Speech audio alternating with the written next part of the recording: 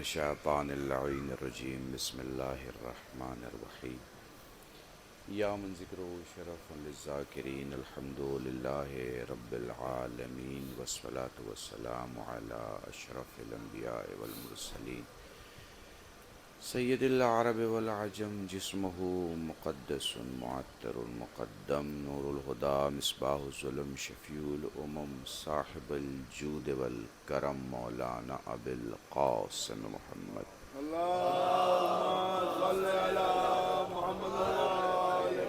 حبیب علیہ الطیبین الطاہرین المعصومین المظلومین وشفیع المذنبین اما بعد فقد قال اللہ سبحانہ وتعالی القرآن الکریم بسم اللہ الرحمن الرحیم وما تشاءون الا ان یشاء اللہ صلوات پڑھیں محمد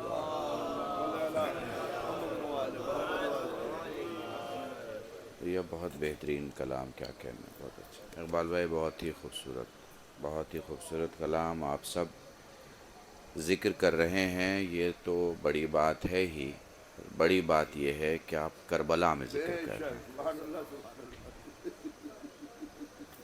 دن 40ویں کا ہے،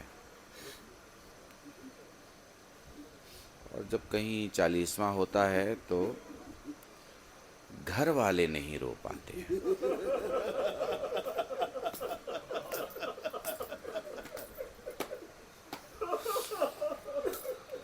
وقت بھی نہیں ہے، مجھے دوسری مجلس میں بھی جانا ہے۔ میں تبرکاً 4-5 جملے مجھ سے سن لیں، مجلس ہو چکی ہے۔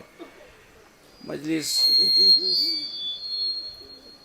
جیسے تھا ویسے صحیح ہے، بس ایسے ٹھیک ہے۔ مجلس سے کسی خطیب کے کہیں تھوڑا وائس کم کرو تو پہلے تو ٹھیک ٹھاک تھا، یہ کیا مطلب ہے؟ کیوں ڈسٹرب کیا اس نے؟ ٹھیک نہیں، اب ڈسٹرب ہو گیا پھر۔ ویسے تھا ویسے رکھو، جہاں رکھا تھا وہیں رکھ دیجئے، ٹھیک ٹھاک صحیح ہے، کوئی مسئلہ نہیں۔ مجھے ایک دوسری جگہ ایک مکمل مجلس پڑھنا ہے۔ اب آج مجلس میں فضائل پڑھنا، مناقب پڑھنا، نعرے لگنا، یا جو ایک طریقہ ہوتا ہے مجلس کا، وہ اور دنوں میں تو چلیں ٹھیک ہے، آپ پڑھیں، آپ سنیں، آپ مشغول رہیں، آپ داد دیں۔ 40ویں میں وہ بھی اس کا 40واں جس کا 40واں منایا ہی نہیں گیا۔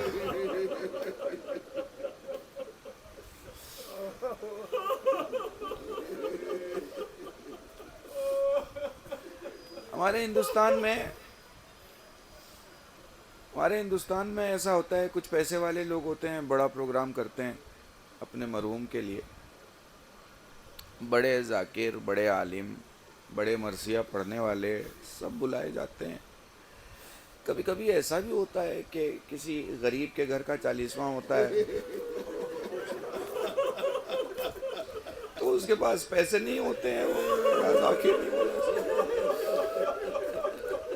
تو کچھ بڑے لوگ سوچتے ہیں کہ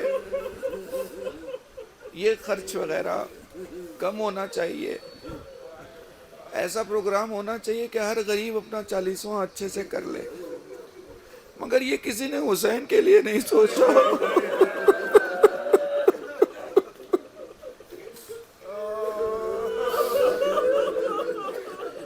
جزاکم اللہ، خدا تمہیں کوئی غم نہ دے سوائے غم سید الشہداء۔ یہ عصر کے وقت تک بازاروں میں نہ جانا، دنیاوی زندگی کو زیادہ اہمیت نہ دینا، خالی ذہن میں رکھنا اس وقت کو، وہ کون سا وقت ہوگا جب حسین نے جابر ابن عبداللہ انصاری سے کہا ہوگا قبر سے اٹھیں، دور چلے جائیں، میری زینب آ رہی ہے۔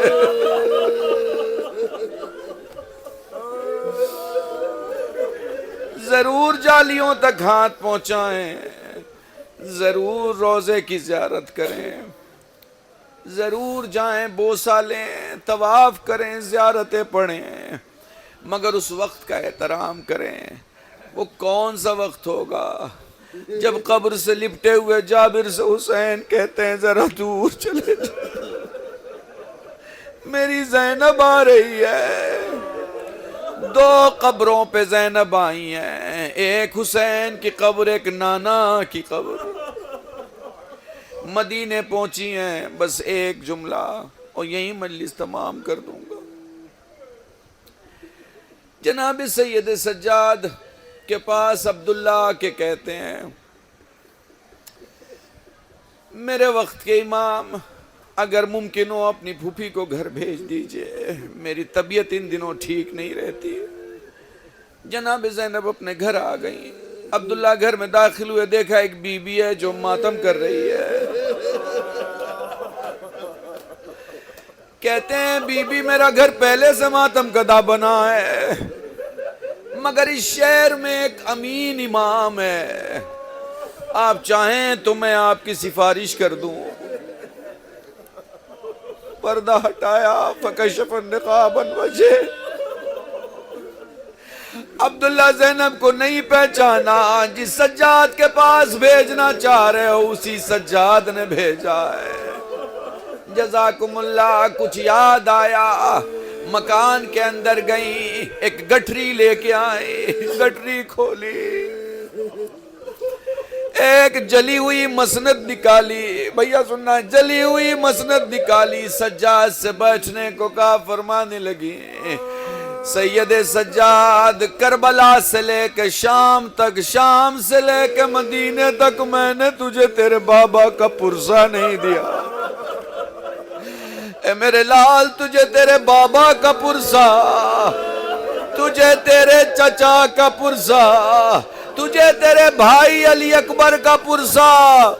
جزاکم اللہ۔ سجاد کھڑے ہو گئے، فرمانے لگے پھوپھی اماں بیٹھ جائیں۔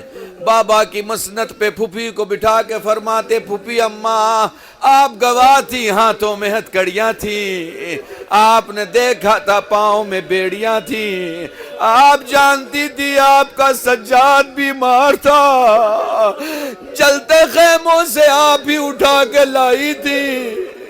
فرمانے لگے پھوپھی اماں آپ کے بھائی کا پرسہ، اے پھوپھی تیرے عباس کا پرسہ، اے پھوپھی علی اکبر کا پرسہ، اے پھوپھی کربلا والوں کا پرسہ۔ ہائے کربلا، ہائے اربعین، ہائے عاشوراء، الا لعنت اللہ علی القوم الظالمین، وسیعلم الذین ظلموا ایا منقلب ینقلبون، انا للہ و انا الیہ راجعون۔ ماتم حسین۔